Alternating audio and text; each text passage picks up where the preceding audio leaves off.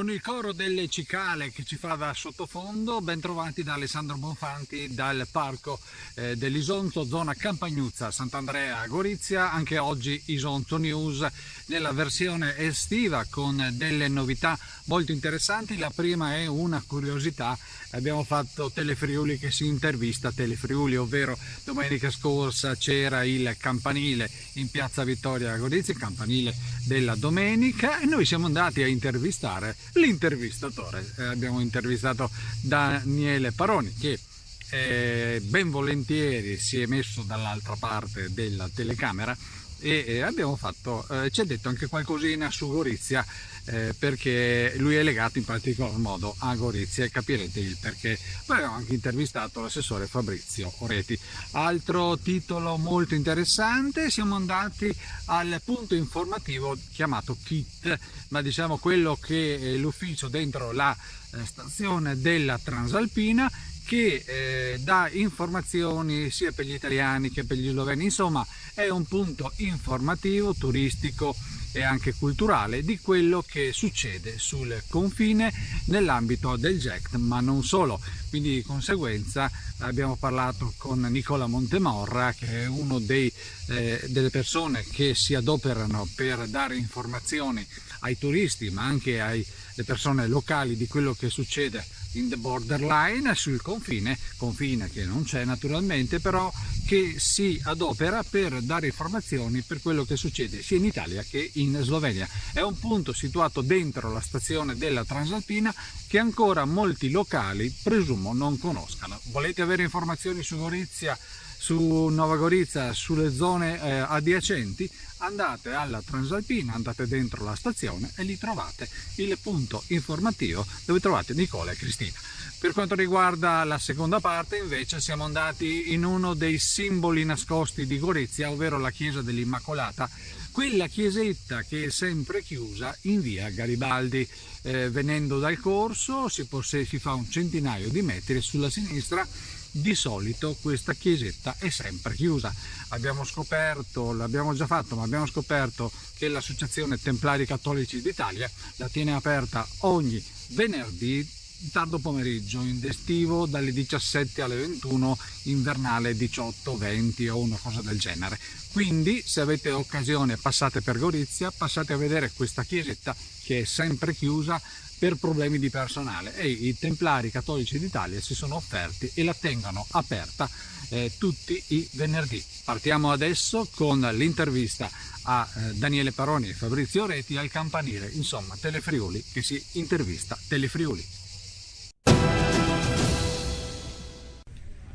Daniele Paroni a Gorizia, come mai? Beh, devo dire che mi trovo molto bene. Dicevo prima che questa piazza l'abbiamo vista, vissuta in questi anni con il campanile della domenica e con gli speciali più volte. C'è questa scenografia naturale che evidentemente mi ispira tantissimo e non riesco a spostarmi in un altro luogo. Potrete dire che sono un po' monotono, ma sinceramente io mi giro e mi emoziono ogni volta che vedo questa basilica del 1600. Beh, non dimentichiamo che tu hai sulla carta d'identità nato a Gorizia. Io sono nato a Gorizia, infatti non so se va bene in Friuli, ma penso proprio di sì.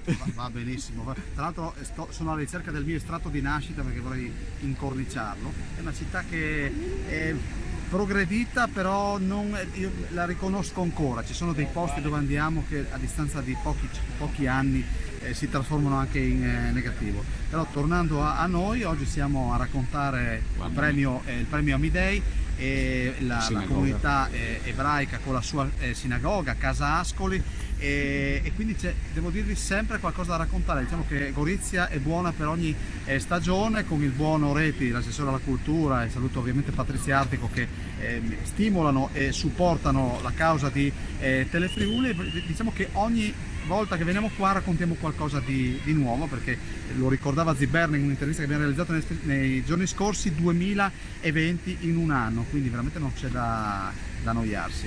Quindi quello che facciamo di cultura a Gorizia va bene, e anche altro? No, cultura per tutti, nel senso che qua si va, alle tue spalle c'è l'area sportiva con Vittoria d'estate.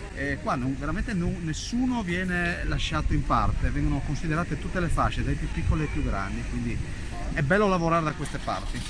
Ti ringrazio anche per Isonzo News che comunque ti tiene sempre d'occhio e una volta ogni tanto ti intervista. Intervistare l'intervistatore non è da tutti i giorni. È vero, perché noi siamo abituati a porgere il microfono e a non riceverlo sotto il mento, quindi ogni tanto, caro Bonfanti, facciamo anche questo. Faccio questa anche, saluta Gorizia, fai un ciao a Gorizia.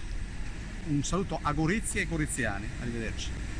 È appena terminato il campanile della domenica, Telefriuli che intervista Telefriuli, in realtà su Isonzo News è appena terminata una delle produzioni di punta di Telefriuli con il campanile a Gorizia. Assessore, una buona pubblicità per Gorizia. Siamo molto felici e soddisfatti perché Gorizia ha tantissime eccellenze che vanno promosse e la TV Telefriuli con questo importante appuntamento della domenica perché dà spazio alle eccellenze che vivono nella regione e noi oggi abbiamo sfruttato nel senso buono del termine questa trasmissione per presentare che cosa?